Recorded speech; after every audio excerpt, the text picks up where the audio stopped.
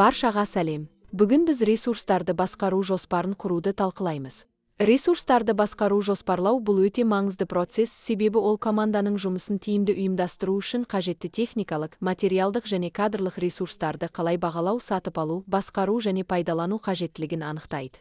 Бұл процесс жобаны іске асыру барысында қандай ресурстарға және қандай мөлшерде қажет болатынын, сонымен қатар оларды дұрыс пайдалануға қандай әдістер қолданылатынын нақты белгілейді.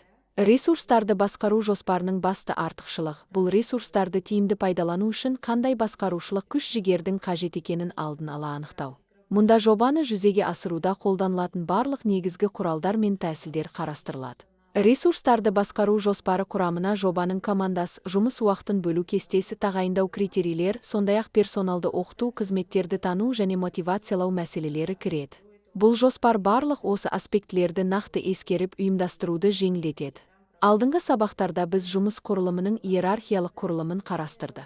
Бұл құрылымда біз басты тапсырмаларды анықтап, олардан кейінгі кіші тапсырмаларды көрсеткен болатынбыз. Осылайша жұмыс құрылымы дәйекті түрде бөлінеді, оның ішінде әрбір тапсырманың ауқымы мен маңыздылығы анықталады. Біз мұндай құрылым арқылы қажет ресурстарды анықтап, қандай персонал мен қандай жұмыс күшінің қажет екенін белгілейміз. Бұл процестердің нәтижесінде біз жұмысқа қажетті ресурстар мен уақытты дұрыс жоспарлай аламыз. Осыдан кейін маңызды құжат, жауапкершілік матрицасы пайда болады.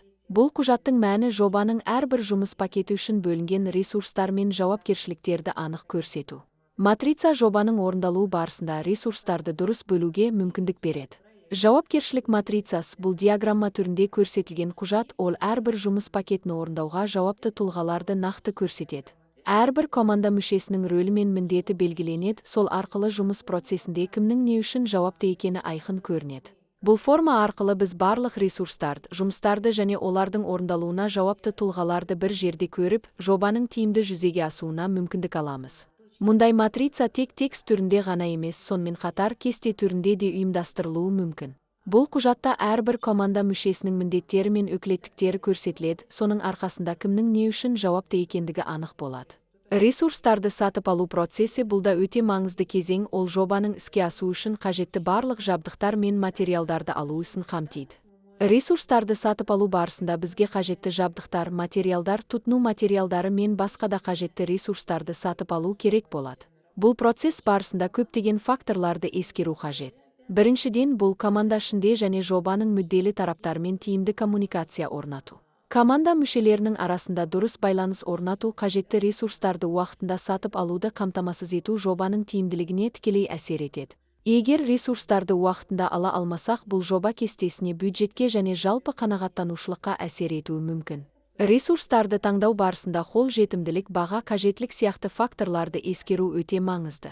Сонымен қатар, ресурстарды таңдау барысында команданың мүшелерінің тәжірибесі мен біліктілігі де маңызды рөл атқарады.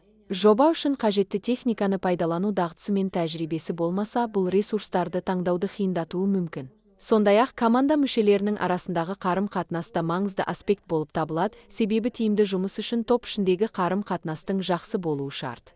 Әрине, жоба жетекшісі коммуникация, фасилитация дағдыларын игеруі қажет, кейде тіпті коучинг дағдылары қажет болуы мүмкін. Жетекші командадағы қайшылықтарды болдырмау және тиімді жұмыс атмосферасын құру үшін барлық ресурстарды дұрыс басқаруы тиіс. Сондықтан жетекшінің дағдылары мен тәжірибесі жобаның сәттілігіне үлкен әсер етеді.